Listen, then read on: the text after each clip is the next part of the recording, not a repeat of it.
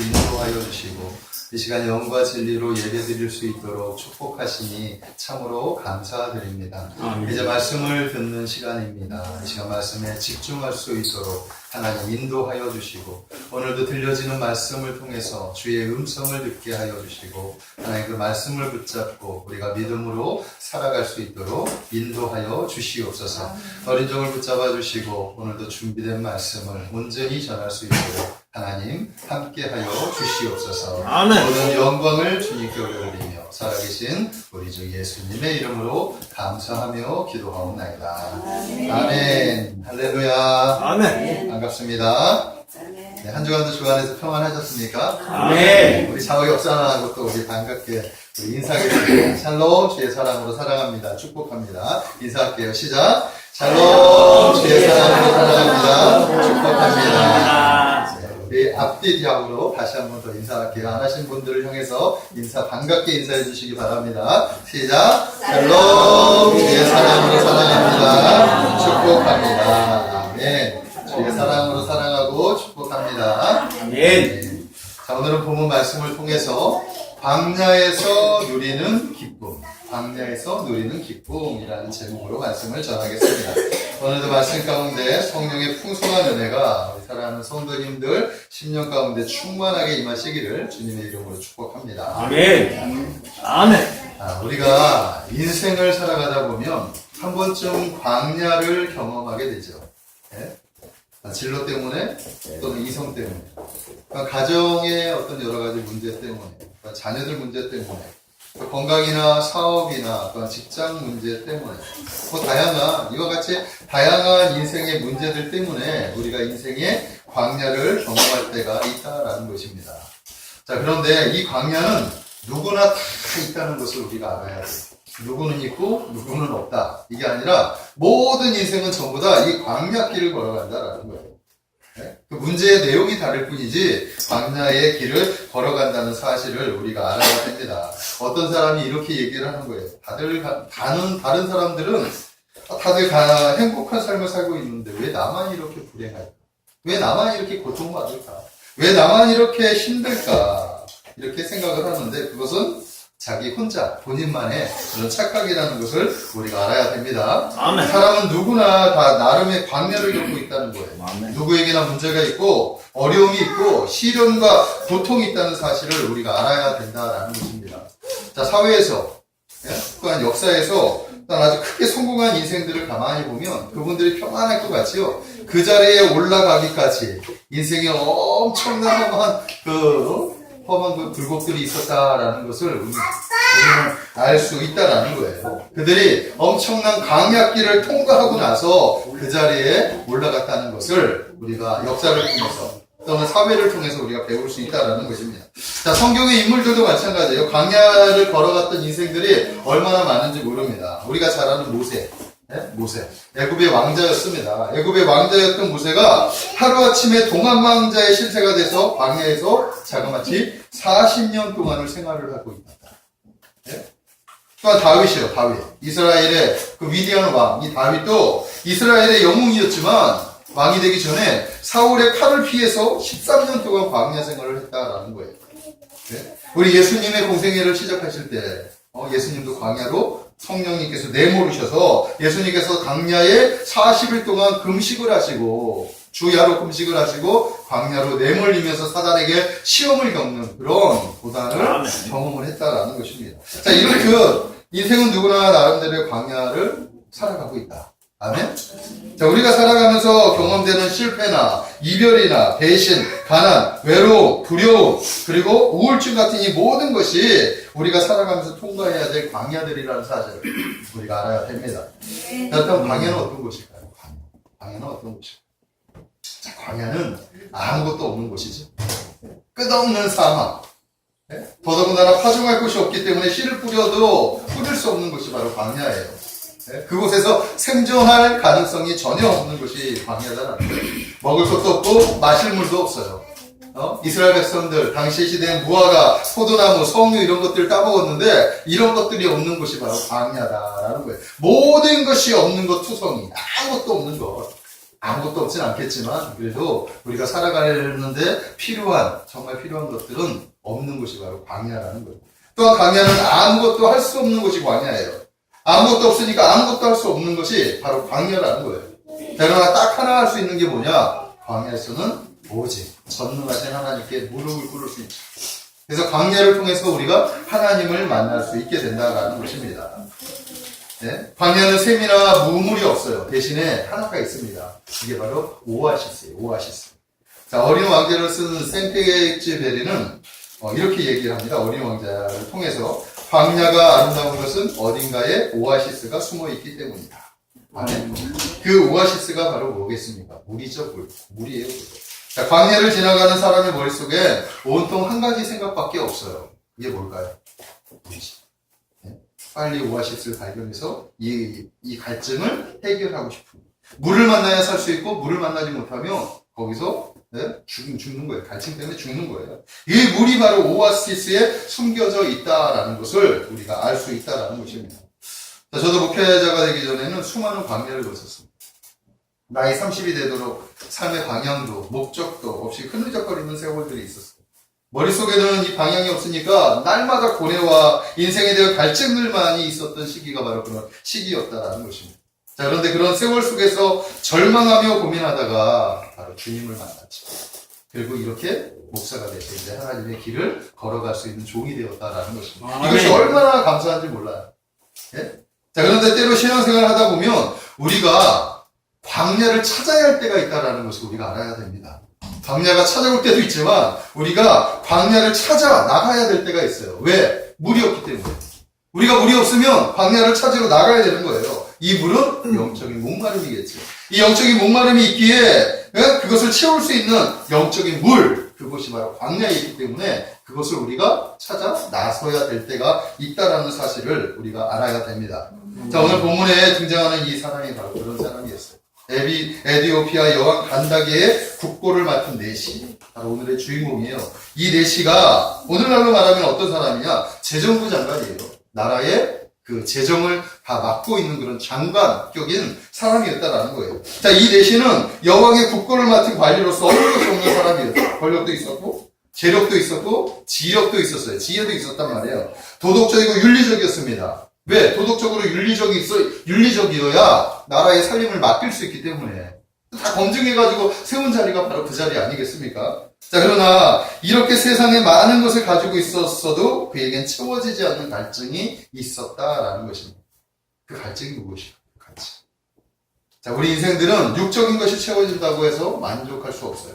우리 인간은 육적인 것이 채워진다고 해서 만족할 수 없다라는 거예요. 육적인 것은 끊임없이 다른 것을 채워야 하고, 그것을 채우면 또 다른 것을 채워야 하는 것이 육체의 특성이라는 것을 우리가 알아야 돼요. 그래서 육적인 것은 끝없이 채워도 끝이 없는 것이 바로 육체예요. 채워도 목마른 것이 육체요, 세상이라는 것을 우리가 알아야 됩니다. 자, 솔로몬 아시죠? 솔로몬. 이대왕. 이 솔로몬이 그렇게 채운, 육신적인 것들을 채운 인생의 마지막에 그는 어떻게 고백하느냐? 전도서 1장 2절에 이렇게 고백해요. 헛되니 모든 것이 헛되도다. 아멘? 헛되니 모든 것이 다 헛되도다. 세상에 모든 것을 가지고 누렸던 이 솔로몬이 육체적이고 세상적인 것의 끝은 결국 헛된 것이었구나 라고 고백을 했다라는 것입니다. 자, 그래서 인생은 늘 갈증이 있는 거예요. 갈증.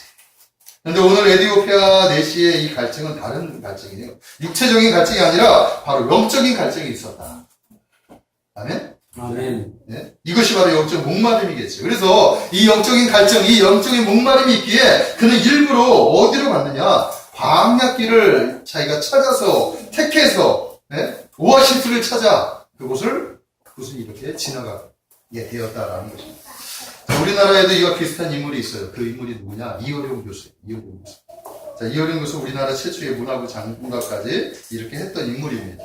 자, 그분의 저서 중에 우물을 파는 사람이라는 책이 있어요. 우물을 파는 사람. 자, 이 책은 배고픔과 목마름의 끝없는 인간의 갈증을 기록하고 있어요. 인간들이 갈증. 육체의 갈증, 영적인 갈증. 한 번쯤 보시면 좋은 인사이트를 얻을 수 있게 될 거라고 믿습니다. 이어령 교수는 이 진리에 대한 목마름이 있었어요. 그래서 그 책에 뭐라고 얘기하느냐, 나는 영원히 목마르지 않을 이 그 우물물을 마시기 위해서 오늘도 우물을 판다. 그러니까 우물을 파는 이유가 목마름을 해결하기 위해서 우물을 판다라고 이렇게 얘기하는 거예요. 이어령 교수는 평생 우물을 파는 사람이었다라는 것입니다. 이 말은 지적인 것에 대한 갈증과 배고픔, 이거 지적인 거예요. 영적인 거죠. 그것에 대한 새로운 것을 창조해내는 그런 갈증 있는 사람, 그것을 찾아 나서는 사람이라는 뜻이라는 거예요. 그 무엇인가가 무엇인지를 자신도 알지 못하기 때문에 나이 들어서 세상에서 좋다는 것을 다 누렸을 때 그는 비로소 자신이 배고픔과 갈증이 있다라는 것을 느꼈다라고 그는 고백을 하고 있다라는 거예요. 아멘. 그는 수없이 실패의 우물을 파며 처절한 영혼의 강렬을 통과하고 난 후에 비로소 영원히 마르지 않는 그 우물을 발견하게 되었다. 아멘. 저는 여러분들도 이 우물을 발견하게 되기를 주님의 이름으로 축복합니다. 자, 이 책은 그가 무신론자였을 때부터 현재는 이제 유신론자예요. 하나님을 신실하게 믿는 하나님의 사람인데, 예? 그 하나님의 사람일 때까지 끝없이 봐왔던 영혼의 우물에 대한 그런 이야기다라는 거예요. 아멘. 그래서 결국 그는 영원히 마르지 않는 우물을 찾았고 그 우물들을 이 책을 통해서 이렇게 나누어주고 있었다라는 것입니다. 영혼에 대한 갈증이 많은 이들에게 참 생수의 맛을 보게 해줄 것이다. 그의 책의 마지막 결론이에요. 자, 에디오피아 내시도 마찬가지였죠. 이어령 교수처럼 영적인 이 영혼에 대한 목마름이 있었다라는 것입니다. 그래서 이 목마름을 해결해 줄 오아시스를 찾기 위해서 그는 일부러 광야를 선택해서 광야길을 이렇게 걸어가게 되었다라는 것입니다. 오늘 말씀 27절의 말씀에 보니까 이렇게 얘기하고 있어요. 에디오피아 여왕 간닥의 모든 국고를 맡은 관리인 네시가 예배하러 예루살렘에 왔다가 돌아가는데 수레를 타고 선지자 이사야의 글을 읽더라. 돌아가는 길에 선지자 이사야의 글을 읽어요. 근데 그 앞에 26절에 보니 그 길이 광야였더라.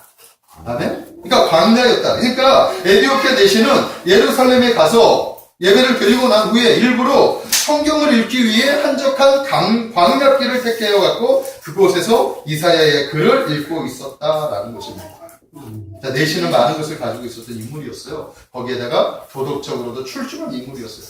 그런 그가 영적인 갈증이 있었던 겁니다. 그는 이방인이었죠. 그런데 이방인이었는데도 불구하고 영적인 갈증이 있으니까 하나님을 알게 된 거예요. 하나님을 믿게 됐죠. 하나님을 경외한 사람이 된 것입니다. 그래서 일부러 저 에디오피아에서 일부러 예루살렘까지 와서 예배드리러 온 거예요. 예배드리러. 네? 예배드리러 와서 예배에 참여할 수 있을 정도로 아주 신실한 사람이 바로 이 네시였다라는 것입니다. 자, 그러나 그럼에도 불구하고 그는 갈증이 있었어요. 목마름이 있었다라는 것입니다. 그래서 그는 일부러 돌아가는 길에 인적이 드문 곳, 아주 조용한 곳, 하나님의 말씀을 집중할 수 있는 곳, 이 광야길을 택해서 구약성경 이사야의 글을 읽고 있었다라는 것입니다. 자, 그런데 그랬던 그가 우리 39절의 말씀을 한번 볼게요. 눈으로 보십시오. 그랬던 그가 39절에 보니까 뭐라고 얘기하느냐? 네시가 기쁘게 길을 가므로 그를 다시 보지 못하니라. 아멘? 자, 대체 무슨 일이 있었길래 갑자기 그가 영적인 목마름이 있었던 그가 갑자기 기쁨으로 넘치게 되었느냐 하는 거예요. 자, 새 번역 성경에 보면 기쁘게 길을 갔다라는 것이 이렇게 성경하고 있어요. 기쁨이 차서, 기쁨이 넘쳐서 이렇게 표현하고 있습니다. 그러니까 네시는 이제 기쁨이 차고 넘쳐서 넘치게 되었다. 근데 이것은 차고 넘치는 게 순간적인 감정이 아니라 계속해서 영원히 지속되는 기쁨의 감정을 지금 표현하고 있다라는 거예요. 자, 그렇다면 왜, 어찌하여 이 네시가 이렇게 기쁨이 넘치게 되었을까? 네? 어찌하여 이렇게 기쁨이 넘치게 되었을까? 자, 광야길에 들어갔을 때만 해도 그는 영적인 목마름이 있었어요. 갈증이 있었습니다. 그런데 어찌 했더니 이렇게 기쁨이 넘치게 되었느냐 하는 게 우리의 숙제다라는 거예요. 자, 그래서 오늘의 주제가 뭐냐? 광야에서 누리는 기쁨. 광야에서 누리는 기쁨. 그래서 우리의 신앙은 이런 기쁨으로 넘쳐나야 될 줄로 믿습니다. 아멘. 자, 길을 잘 따라오시기 바랍니다. 그래서 오늘의 주제를 가지고 몇 가지 은혜를 한번 나누려고 합니다. 자, 첫째 은혜가 뭐냐? 이런 기쁨을 누리기 위해서는 우리가 세상 즐거움의 허망함을 먼저 깨달아야 합니다. 아멘? 세상의 허망함을 먼저 우리가 깨달을 수 있어야 됩니다. 자, 이런 영적인 기쁨을 누릴 수 있었던 것은 바로 갈증 때문이었어요. 갈증 때문. 아멘? 갈증이 있었기 때문에 기쁨을 알게, 그 목마름이 채워졌을 때의 기쁨을 경험하게 된 거라는 거예요. 이게 영적인 목마름이죠. 그러니까 목마름이 없으면 채워지는 기쁨을 경험할 수 없게 된다라는 거예요. 반대로 설명해 보면 우리가 목마름이 없으면 갈증이 없으면 채워지는 그 기쁨을 경험할 수 없게 된다. C.S. 루이스가 영광의 무게라고 하는 책에서 이렇게 이야기를 하는 거예요. 인생들에 대해서 인생들이 즐거워하는 것이 기쁨을 찾는 것이 어떤 것인지 세속적인 사람들에 대해서 얘기를 하는데 우리는 냉담한 피조물이라서 무한한 기쁨을 받았는데도 빈민가에서 지능놀이를 하고 싶어 할 뿐 바닷가에서 휴가를 보내는 것이 어떤 것인지 상상할 수조차 없는 무식한 아이처럼 술과 섹스와 마약에 팔려 시간을 낭비한다. 우리는 너무 쉽게 즐거워한다. 이렇게 이야기하는 싸구려 즐거움을 쉽게 누리기 때문에 하나님이 주시는 즐거움, 이 기쁨을 누릴 수가 없는 것이다. 그러니까 하나님이 주시는 기쁨은 상황에 상관없이 내 마음속에 채워지는 기쁨이겠죠. 근데 세상 사람들은 그 기쁨을 향하여 찾는 거죠. 아멘. 근데 그 기쁨이 결국은 싸구려 기쁨이었다라고 이렇게 이야기를 하고 있습니다. 이것을 얻기 위해서 먼저 우리가 이런 기쁨, 영적인 기쁨을 얻기 위해서 우리가 먼저 이 싸구려의 즐거움을 버릴 수 있어야 된다라는 것입니다. 아멘? 네. 진정한 우리가 예배 안으로 들어가면 우리에게 진정한 기쁨을 누릴 수 있어요. 아멘. 예배를 통해서 하나님이 부어주신 그 은혜 속에 푹 잠기면 우리가 이런 기쁨을 누릴 수 있습니다. 이 기쁨을 맛본 자만이 싸구려 즐거움에 즐거움을 버릴 수 있게 됩니다. 자, 그런데 놀라운 것은 우리 현대 그리스도인들은 예배를 드릴 때 기쁨이 넘치는 것 같아요. 자, 그런데 예배가 드리는 후에 그 기쁨이 사라집니다. 하나님이 주시는 기쁨은 영원히 지속되어야 하는데 예배 드릴 때는 기뻐하는 것 같은데 돌아가 보니까 교회 문을 딱 나가는 순간 그 기쁨을 잃어버리는 경우가 얼마나 많은지 몰라요. 그러니까 예배의 기쁨을 누리지도 못하고 아예 예배자의 자리에 나오는 사람들도 많아요. 왜 그럴까요? 이유는 그들에게 영적인 갈증이 없기 때문에, 영적인 목마름이 없기 때문에 기쁨을 누리지 못하는 거예요. 영적으로 채우려고 노력하지 않는 것 때문이라는 거예요. 그러니까 말씀을 들어도 즐겁지가 않고 기쁘지 않은 거예요. 왜냐하면 그곳에 관심이 없기 때문에, 진리 자체에 관심이 없기 때문에 진리를 통한 이 기쁨을 발견할 수 없는 거예요. 아멘? 그렇기 때문에 우리가 먼저 필요한 게 뭐예요? 영적인 갈증, 영적인 목마름, 이것이 필요하다라는 것입니다. 아멘? 아멘. 참 행복한 성도님들은 이런 갈증이 있게 되기를 주님의 이름으로 축복합니다. 이 갈증이 있어야 하나님이 여러분들에게 성령의 기름을, 기쁨의 기름을, 은혜의 기름을 부어주실 수 있는 거예요. 아멘. 자, 제가 신학 공부를 하기 전에 제가 느꼈던 제 인생, 이 신앙의 생활들은 참으로 참담했습니다. 참담했어요. 오랜 세월. 12살 때부터 시작된 신앙생활이었지만, 신학 공부를 하기 전까지만 하더라도 참담했어요. 갈증도, 그러니까 말씀도 없었고, 믿음도 없었고, 갈증도 없었어요. 당시에는. 아버님이 목사님이시다 보니까 끌려다니는 신앙이었던 것 같아요. 끌려다니는 신앙 안에서 좀 몸부림도 한번 쳐보기도 했지만, 채워지지 않는 그런 어떤 갈증들이 있었습니다. 자, 그런데 또 밀리다시피 갔던 이 신학교에서 말씀에 대한 목마름이 있었죠. 그래서 무턱대고 성경을 읽게 되었어요. 성경을 읽더니 한독, 두독, 여러독 성경을 읽어나가는데 성경이 무지하니까. 성경이 무지하니까 여러분들 지금 있는 이 지식을 가지고 성경을 읽으면 한계가 있어요. 그러니까 성경을 읽으면 무엇이 생기느냐? 갈증이 생기는 갈증. 저는 계속해서 성경을 읽으면 되겠지 하는 마음으로 성경을 읽었는데 성경은 읽으면 읽을수록 정말로 모르겠는 책이 성경이었던 거예요. 그래서 성경을 읽으면 읽었더니 그 목마름이 더 깊어진 겁니다. 자, 그런데 이 목마름 때문에 제가 하나님을 찾게 돼요. 하나님께 무릎 꿇게 되는 거예요. 하나님께 간청했던 그런 기억들이 납니다. 하나님, 성경을 읽으면 될 줄 알았는데 성경을 읽었더니 아무것도 모르겠습니다. 저를 불러주셨는데 왜 저에게 성경을 안 열어주시죠? 갈증이죠, 갈증. 하나님에 대한 목마름, 갈증이에요. 과연 성경은 무엇을 얘기하고 있습니까? 제가 무슨 말을 전해야 하는 거예요? 제가 무엇을 공부해야 됩니까? 그때 가지고 있을 때 이런 갈증들. 근데 이 갈증들을 누구에게? 하나님. 제가 고백했었던 기억들이 나요. 근데 그랬더니 비로소 하나님께서 성경을 통해서 저에게 예수님을 만나는 거죠. 아멘. 그리고 성경을 통해서 예수를 통해서 하나님의 나라, 그 나라가 어떻게 이루어지는지를 보게 돼요. 그것이 채워지죠. 갈증이 해결됐어요. 그 다음에 믿음이 생기게 되죠. 확신이 생기게 됩니다. 그래서 하나님의 말씀에 확신이 생기게 되자 세상이 다르게 보여지는 겁니다. 그때 비로소 그때 경험했던 그 기쁨, 그때 경험했던 성령의 충만함은 지금도 잊을 수가 없습니다. 저는 여러분들이 이런 경험들이 있게 되기를 주님의 이름으로 축복합니다. 네. 이 갈증이 생겨야 되는 거예요. 이런 갈증이 여러분들을 하나님의 나라로 이끌어가게 될 거라고 저는 믿습니다. 자, 그래서 두 번째, 영적인 갈증을 채우기 위해서는 두 번째가 필요한 거예요. 두 번째. 이 두 번째가 뭐냐 하면, 바로 구원의 기쁜 소식을 깨달을 수 있어야 됩니다. 그러니까 복음의 핵심을 깨달을 수 있어야 되는 거예요. 그것이 바로 복음이죠. 이 복음은 무엇입니까? 바로 예수 그리스도입니다. 아멘? 우리 성도는 성경을 통해서 예수님을 만나야 돼요. 경험을 통해서 만나는 것이 아니라 성경을 통해서 만나야 돼요. 그래야 바른 예수님을 만날 수 있어요.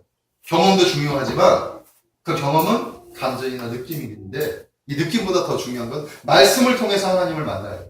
말씀을 통해서 예수님을 만나야 됩니다. 아멘? 그래야 확실한 신앙이 생기게 되는 거예요. 성경에서 예수님을 만나자. 그래서 예수 그리스도를 통한 복음, 하나님의 나라, 이것을 제대로 깨달을 수 있게 된다는 것입니다. 그럴 때 진정한 구원의 기쁨이 무엇인지를 얻게 된다는 것입니다. 자, 28절 이하에 보니까 내시는 이사야서의 글을 읽고 있었어요. 자, 내시는 영적인 갈증이 있었기 때문에 이 갈증을 채우기 위해서 말씀을 보고 있었다라는 거예요. 당시에 말씀을 볼 때는 어떤 특징이 있었냐면 말씀을 볼 때 말씀을 큰 소리로 읽는 게 관행이었다고 합니다. 그러니까 마차를 타고 큰 소리로 성경을 읽으니까 빌립이 그 읽는 소리를 듣고 그에게 다가와서 무슨 말씀을 읽습니까? 그 성경을 풀어주는 거죠. 그 성경 내용이 무엇이냐 하면 바로 그 예수 그리스도에 관한 그런 이야기였다라는 것입니다. 우리 한번 30절 이하의 말씀을 눈으로 보십시오. 그 말씀 구절이 나오는데 보십시오. 제가 읽겠습니다. 그가 도살자에게로 가는 양과 같이 끌려갔고 털 깎는 자 앞에 있는 어린 양이 조용함과 같이 그의 입을 열지 아니하였도다. 그는 굴욕을 당했을 때 공정한 재판도 받지 못하였으니 누가 그의 세대를 말하리요. 그의 생명이 땅에서 빼앗기니로다. 이사야 선지자가 예수님에 대해서 예언한 말씀입니다. 자, 예수님께서 인생들의 죄와 허물의 값을 대신 치르시기 위해서 십자가에 달려 돌아가시게 됐는데 이 달려 돌아가시기 전에 잡히던 모습을 지금 이사야 선지자가 이렇게 기록하고 있는 말씀입니다. 바로 이 예수 그리스도에 관한 이야기를 읽고 있었을 때 빌립이 그에게 이 글로부터 시작해서 예수님에 대해서 가르치고 복음을 전파했다라고 성경은 우리에게 가르쳐주고 있습니다. 35절의 말씀을 눈으로 보십시오. 빌립이 입을 열어 이 글에서 시작하여 예수를 가르쳐 복음을 전하니. 아멘? 자, 왜 성도들이 영적 갈증을 느끼지 못할까요? 그 이유는 복음이 되지 않았기 때문에. 복음이 되지 않았기 때문에. 우리가 복음을 들어도 그 복음이 자신의 것임에도 불구하고 그것이 너무 멀리 있는 것처럼 느낄 때가 있다라는 것입니다. 우리가 복음 앞에 있지만 이 복음 앞에 깊이 들어가지 못하고 이 복음이 너무나 추상적으로만 느껴지는 거예요. 하지만 예수님의 이 십자가의 복음은 저와 여러분, 바로 우리 자신에게 주신 사건이라는 것을 우리가 알아야 됩니다. 여러분이 복음 앞에 깊이 들어보시기를 바랍니다. 이 복음은 진정한 구원의 복음이 될 수 있어요. 아멘. 우리가 복음 앞에 깊이 들어. 그때 여러분들의 영이 끼어지는, 그때 여러분들의 신앙이 끼어지는 거예요. 그때 비로소 예수 그리스도를 보게 됩니다. 예수 그리스도의 은혜가 무엇이고 피 흘림의 그 제사함의 은혜가 무엇인지, 예수님의 헌신이 무엇인지, 그것을 통해서 하나님이 이루실 그 나라를 우리에게 이끌어가는 그것이 무엇인지를 보게 되는 거예요. 그 시발점이 바로 복음 안에 들어가요. 자, 빌립이 이 말씀을 풀어주자. 비로소 메시가 믿음이 생겼어요. 믿음이. 그때까지만 해도 갈증이 있었는데 예수 그리스도에 대해서 말씀을 풀어주고 복음을 전하자 이 메시가 믿음이 생겨서 구원의 기쁨을 느끼게 되었다라는 것입니다. 이 기쁨이 바로 광야에서 누리는 기쁨이에요. 아멘? 저는 여러분들이 이 기쁨을 누리시기를 주님의 이름으로 축복합니다. 메시가 진리를 깨닫고 채워진 이 기쁨에 대해서는 그가 세례를 받는 것을 통해서 증명을 하고 있다는 거예요. 세례는 뭐예요? 옛사람이 죽고 이제 새로운 사람이 되었다라는 것입니다. 성경을 보니까 37절에 말씀이 없다라고 나오죠. 여기 37절에 말씀이 없어요. 근데 다른 사본에 보면 이렇게 얘기하고 있는데 지금 이 37절에 보니까 길을 가다가 이제 말씀을 듣고 나서 길을 가는데 물이 있는 곳, 오아시스 같은 물이 있는 곳을 보자. 메시가 뭐예요? 물이 있는데 내가 세례받고 싶다. 이 얘기를 하는 거예요. 그러니까 37절이 없는데 빌립이 가로되 네가 전심으로 믿는다면 너는 세례를 받을 수 있다. 그랬더니 그 내시가 뭐라고 대답하느냐? 나는 예수 그리스도께서 하나님의 아들이심을 믿습니다. 아멘. 이 37절의 내용이 바로 그거예요. 네가 믿으면 내가 세례를 줄게. 세례 받을 수 있어. 그러니까 세례 문답식을 하는 거죠. 그랬더니 그가 고백을 하기를 나는 예수 그리스도께서 하나님의 아들이심을 믿습니다. 아멘? 복음을 들으면 그런 믿음의 확신이 생기게 되는 거예요. 자, 우리가 예수님이 하나님의 아들이심을 믿을 때 기쁨이 충만해진다는 사실을 믿으시기 바랍니다. 아멘. 저는 여러분들의 인생이 바로 예수 그리스도를 통해서 충만해지시기를 축복합니다. 아멘. 아멘. 반드시 통과해야 돼요. 그래서 우리의 삶에 그죠? 신앙생활을 하는데도 기쁨이 없어요. 신앙생활을 하는데도 매 주일만 되면 오늘 교회 가야 되나 말아야 되나. 네? 다행히 우리 성도님들은 이제 그런 부분들은 통과하신 것 같아요. 네? 그런데 성령 안에서 주시는 말씀하시는 주시는 이 기쁨 안으로 들어오셔야 돼요. 그러면 이 기쁨이 복음을 통해서 열려야 되는 거예요. 그래서 때로는 우리가 광야로 나아가야 되죠. 광야로. 이 광야로 나아가지 않으면 영적인 이 복음, 이 기쁨을 경험할 수 없게 되는 거예요. 아멘? 아멘. 자, 마지막 세 번째는 그래서 성령의 인도하심을 받아야 합니다. 자, 빌립을 내시계로 보낸 이 사건의 주인공이 누구냐면 바로 성령님이었다라고 성경을 기록하고 있어요. 그러니까 빌립이 그 자리에 그냥 있었던 게 아니라 내시가 광야를 선택해서 말씀을 집중하려고 했을 때 성령님께서 와 내시가 광야길을 갔구나 나를 찾는구나. 그래서 성령님께서 빌립도로 야 빌립아 너 빨리 그 길로 가서 내시에게 나의 복음의 말씀을 전해라. 내가 그에게 이 생명의 말씀을 주기를 내가 그에게 이 생명의 기쁨을 나누기를 원한다. 아멘. 이게 바로 성령님이에요. 성령님. 우리 한번 말씀 볼게요. 26절. 이게 성경에 다 나와 있는 말씀. 26절을 눈으로 보십시오.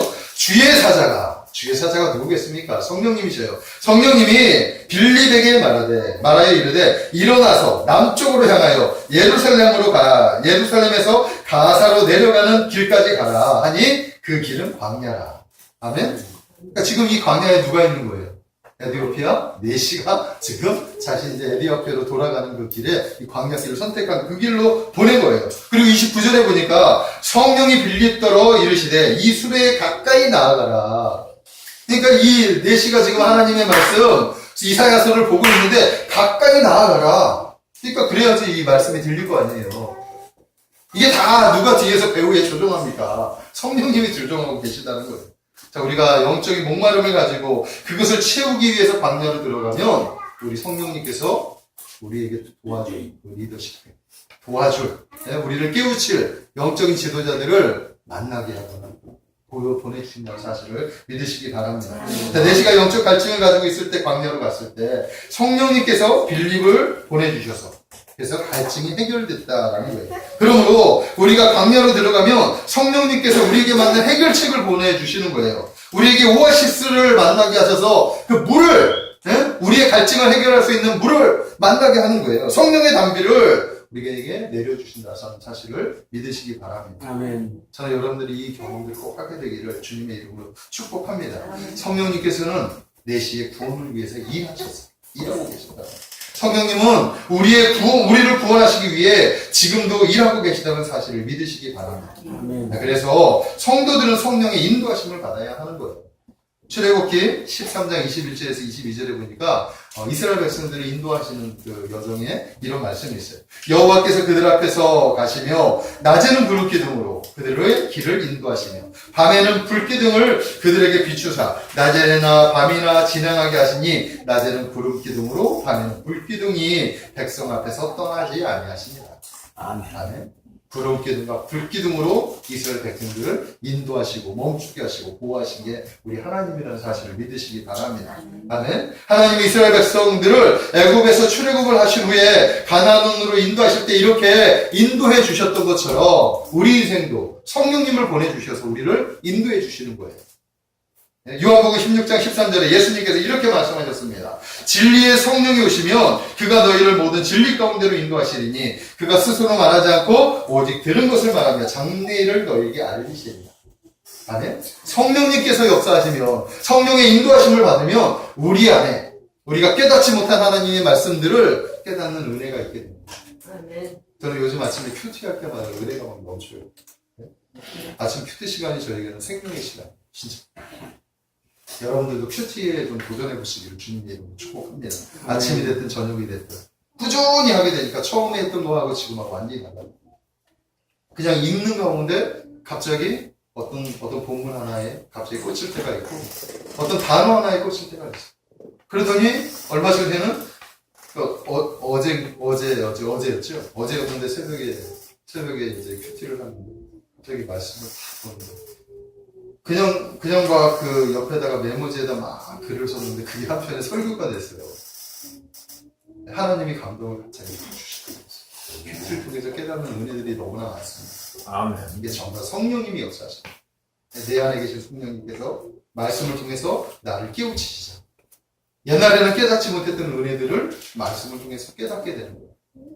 아멘? 아멘. 우리 성도님들은 반드시 성령의 인도하심을 받아야 한다라는 것을 꼭 믿으시기 바랍니다. 자, 말씀을 정리하겠습니다. 모든 인생은 다 광야라는 고난을 통과해야 됩니다.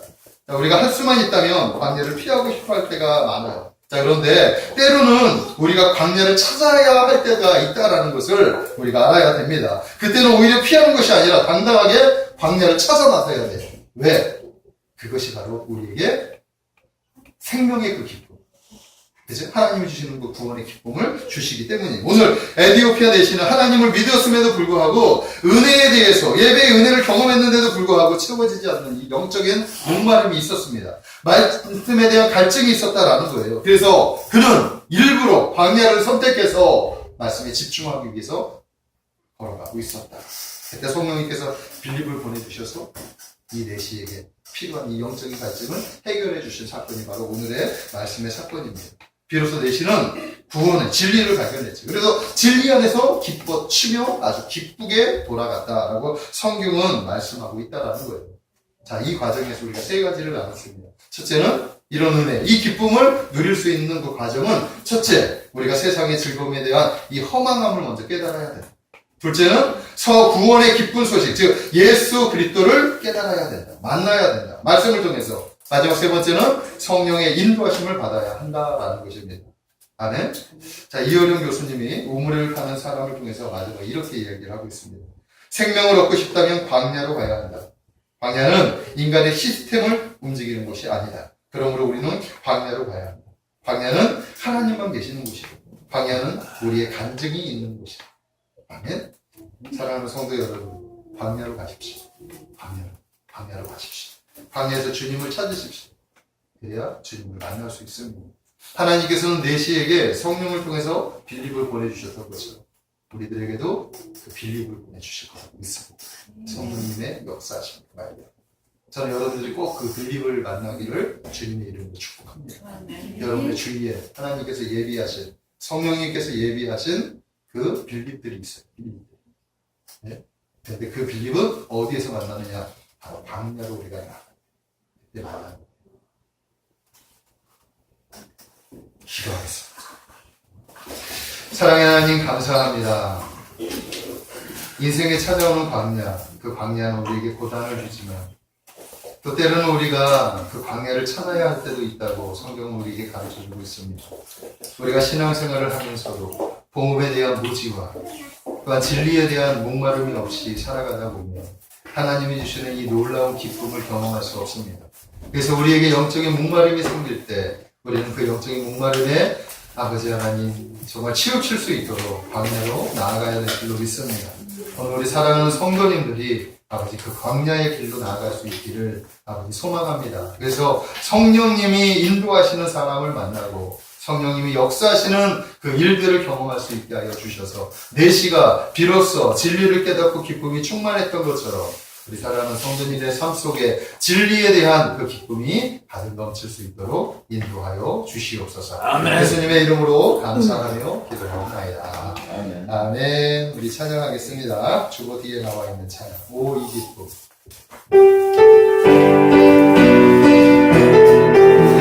기쁜 마음으로 뜨겁게 찬양하며 오, 이 기쁨. 오, 이 기쁨.